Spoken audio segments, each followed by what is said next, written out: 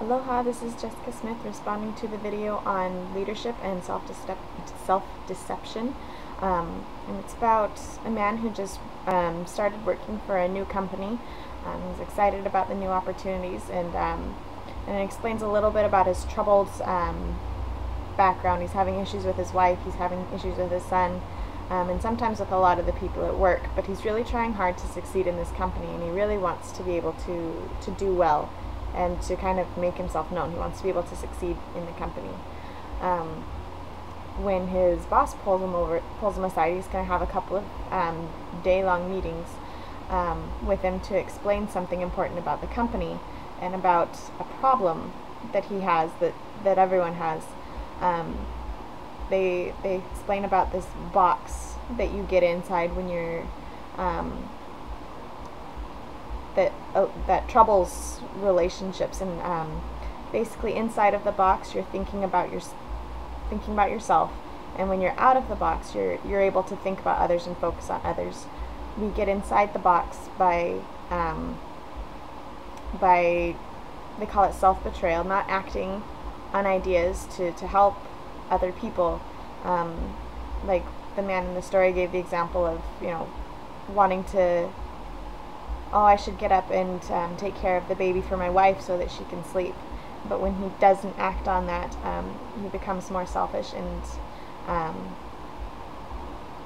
not acting on that idea to help serve someone, he becomes very self-focused and starts looking at his wife a different way, focusing on her bad qualities and his good qualities, and started causing some relationship problems within their marriage. The idea of self-deception comes from not seeing that you're in the box, that you have this problem, that you're pushing people away by not acting on little ideas to help them and to think of others first, because you're putting yourself first. And they call that self-deception. Not seeing what the real problem is, that the real problem is in your actions and not in everyone else's actions. Excuse me. And so basically they mentioned that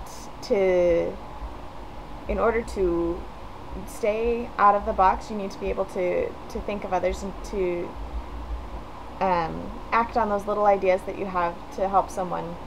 The man who had just started working in the company decided, he wanted to fix things with his wife and with his son, so he goes home and decides he wants to learn more about cars from his son, and starts talking to his wife, and had a really good evening, and it helped to keep him out of the box, focusing on other people. He started to act on those ideas that he had.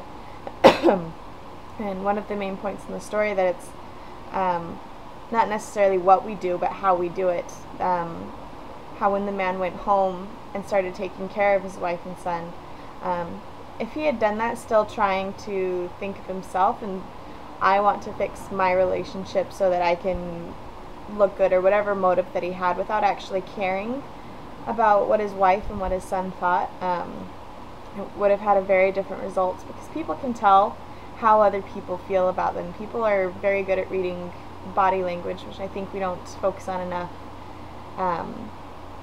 in the communication aspect. That's one way that people do communicate with one another, because that's the basic idea that it's not what we do, it's how we do it. And when we're put in leadership positions, we need to be able to put people first, because we're trying to lead and to inspire them to work towards a common goal. And if we're not focused on them, then why would they want to work for us? Why would they want to do anything that we're trying to get them to do? If we weren't focused on them and on their needs, it would basically be a form of manipulation and coercion, which nobody really wants. They'll find other options and leave you as soon as they can. They would, which actually happened within the story, that a few of the top executives had once left this company when it was just young, but once learning about these principles of being in the box and of self-deception, and when the boss realized that it was his fault that everyone was leaving, not not theirs. They weren't necessarily trying to turn on him. He was able to go and apologize and able to bring them back to the company and make this company a huge success.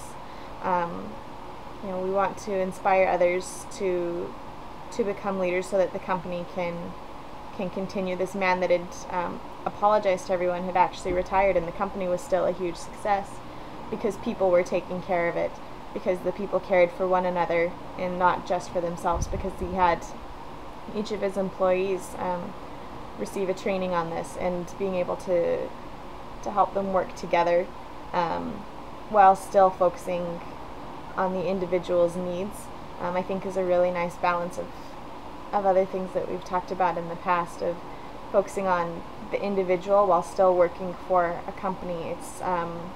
It's based on, you can't be selfish when you're trying to do that, and I think that's one way that we can balance these two good ideas that we've been discussing during the leadership section.